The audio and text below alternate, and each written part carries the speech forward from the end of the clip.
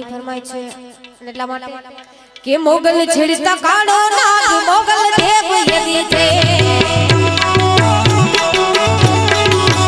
મોગલ છેડતા કાળો નાગ કાઢુડો રે નાગ મોગલ છેડતા કાળો નાગ મોગલ દેવ યદી છે અરે મા દેવ યદી છે મોગલ દેવ યદી છે દેવ યદી છે મોગલ દેવ યદી છે મોગલ છેડતા કાળો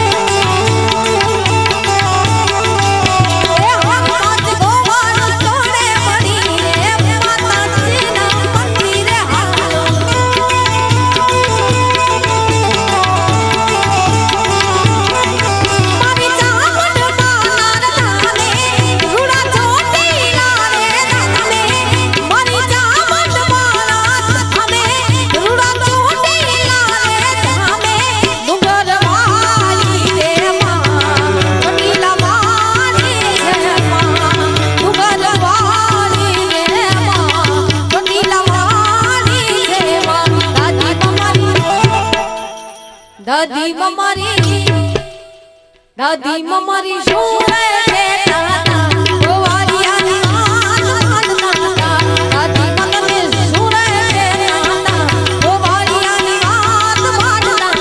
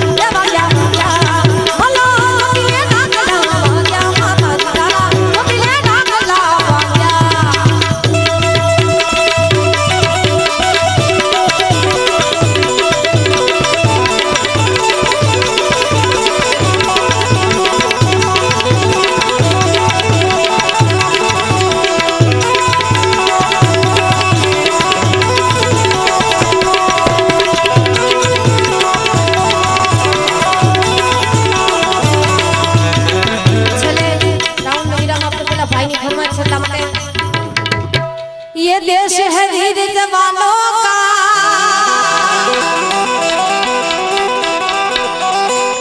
अलबेलों का मस्तानों का, साधु का संतों का और ये फकीरों का, इस देश का यारो, इस देश का यारो क्या कहना, देश है दुनिया का कहना।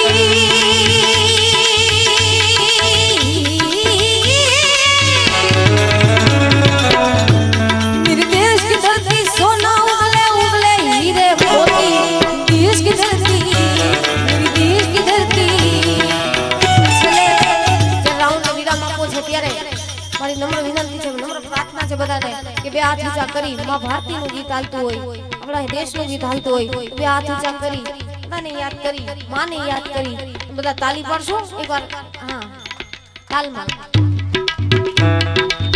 सारे जहां से अच्छा हिंदुस्तान हमारा, सारे जहां से अच्छा બધા જેને ભારતની માં અને ભારતમાં વાલા હોય ને ઈ બધાય પ્રેમથી ભાવથી सारे जहां से अच्छा हिंदुस्तान हमारा, हम बुलबुले हैं इसकी, ये गुलसिता हमारा हमारा, सारे जहां से अच्छा हिंदुस्तान हमारा,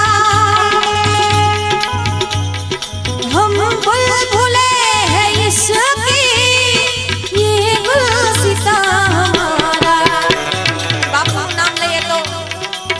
सीताराम ने याद करी ने, सीताराम ने याद करी ने, ताली पाड़ो तालना, सीताराम जी ने याद करी ने, सीताराम जी ने याद करी ने, ताली पाड़ो तालना, ताली पाड़ो तालना, बापू ने जो ने याद करी ने,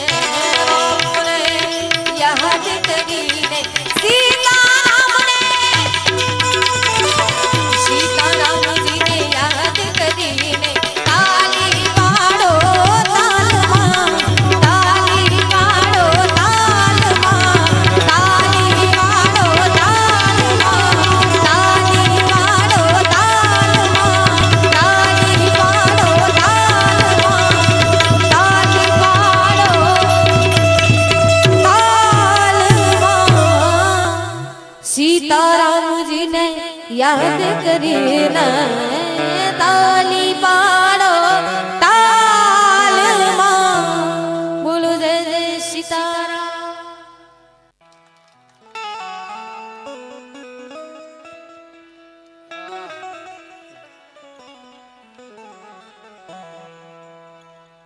ડાયરો એટલે શું હે? અહીંથી મહાપુરુષોના મંતવ્ય રજૂ થાય.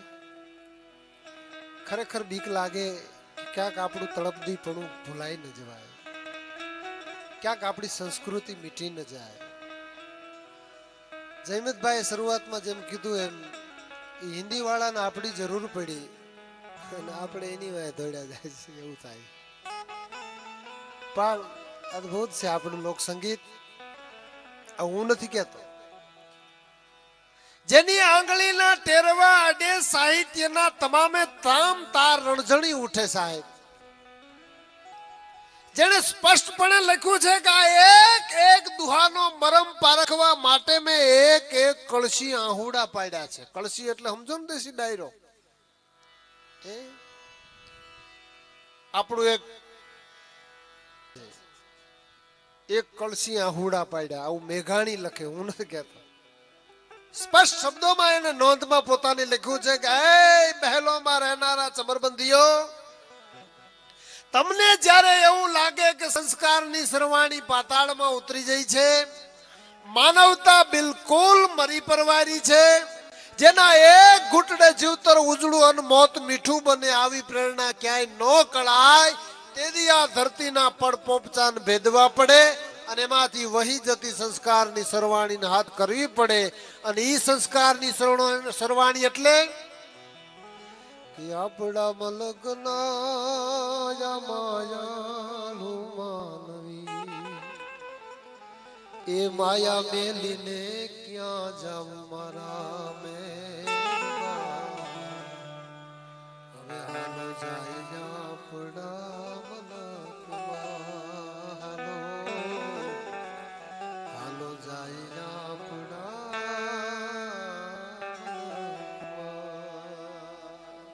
ક્યાં જાવ આ માયા મેલીને ક્યાં જાવું સાહેબ. પણ અકડી તટને પહોંચ્યું તો દૂજી 72 ઉપડ્યું. એક વાત પૂરી ન થાય તો બીજી 72 અંદરથી ઉછાળા મારે છે. પણ કલાકાર બનતા પહેલા 2 મુદ્દા ધ્યાનમાં રાખ્યા છે. સમયની ક્યારેય અવગણના ન કરવી અને વિષયને ક્યારેય અંતર ન કરવું. જે વિષય હોય ક્યારેય નહીં છોડવો. અને સમય, કારણ કે સમય સિવાય આપણું કાંઈ હોતું નથી, પણ આપણે મોટા ભાગે એવું જાણીએ છીએ કે સમય સિવાયનું બધું આપણું છે. ખરેખર સમય સિવાય આપણું કાંઈ હોતું નથી. એક જ મિનિટનો પ્રસંગ, મારે હળવી વાતો કરવી હતી પણ ક્યારેક અંદરથી આમ નીકળી જાય. કારણ કે આ અમારું મંદિર છે સાહેબ, સરસ્વતી સ્ટેજ છે, અમારું મંદિર છે. અહીંથી એક વિચાર કોકને લાગુ પડી જાય તો અમારા જીવતરનો ભેળો ફરી જાય સાહેબ. અમારા વિચારો નથી, આ મહાપુરુષોના મંતવ્યો છે. ડાયરો એટલે શું સાહેબ? આપ નહીં કહેતો ડાયરો છે સૌરાજ કસનો કસુંબલ ચટકો છે. ડાયરો આપણા લોક જીવનના લોકગીતનો લાલ ચટાક લટકો છે. શહેર ભલે ફેશનમાં લાજે પણ ડાયરામાં હજી ગામડા ગાજે છે. ડાયરામાં દુહાછંદનો ધબકાર છે. ડાયરાના ગીતોમાં પ્રેમ અને વીરનો વેદનાનો ચિત્કાર છે.